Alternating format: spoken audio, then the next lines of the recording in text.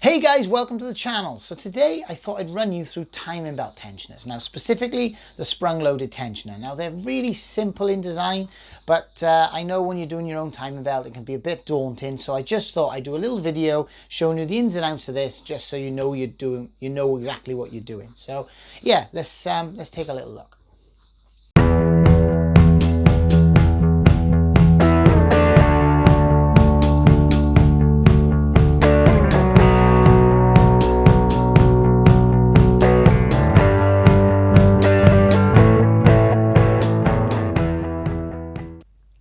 Right then guys, the first thing I thought I'd do is just show you the tensioner. So basically this is a locking pin that comes with it, so we're going to put that aside for a minute.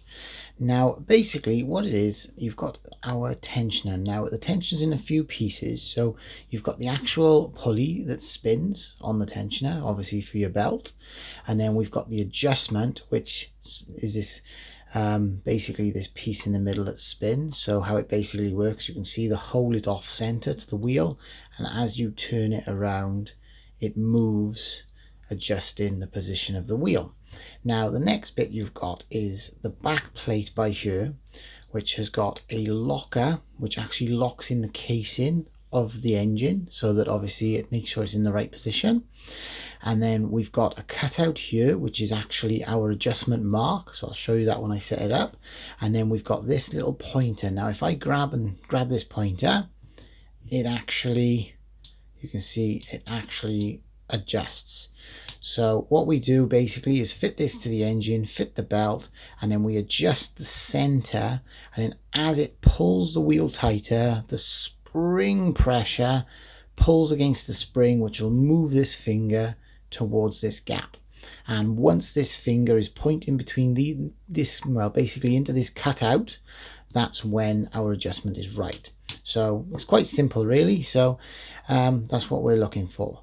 When these come new, they are locked, which is what this tool is here. So what they'll basically do is they'll push this piece here all the way back to here, and then this tool will basically lock it to stop the finger moving. So you can basically fit this to the engine.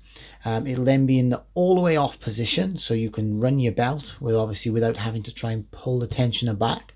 And then what you do, once your belt is on, you just pull this like a grenade, and the finger will shoot round and it'll actually put tension on your belt.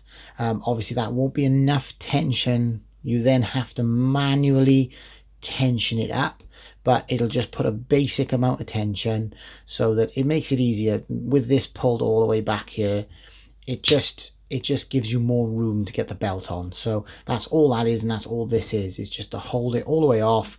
You put your belt on, you pull it out, it'll then shoot around, and then you adjust this. Now the other little thing I want to show you is when you adjust, if I just bring this closer to the camera, you'll see a little arrow. Now the arrow, I'll see if I can just focus, sorry about the moving, there we go.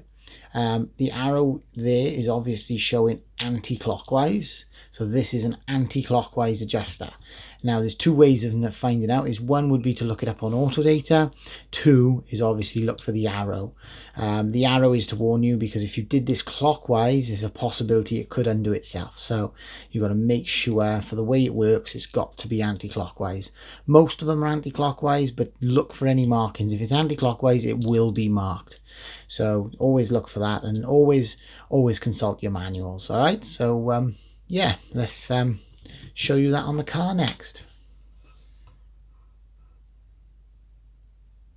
Right then guys, so now we've got it on the engine. So basically I've mounted it to the engine, locked it into the casing, and then obviously fitted the belt, and then removed the locking pin.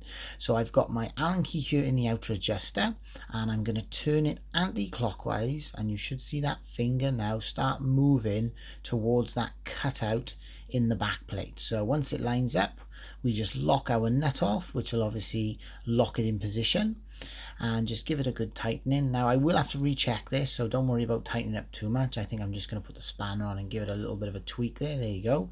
Now what I always do, I always turn the engine over at least 2 revolutions, just to make sure, on the crank pulley, just to make sure that everything settles in, and then recheck it.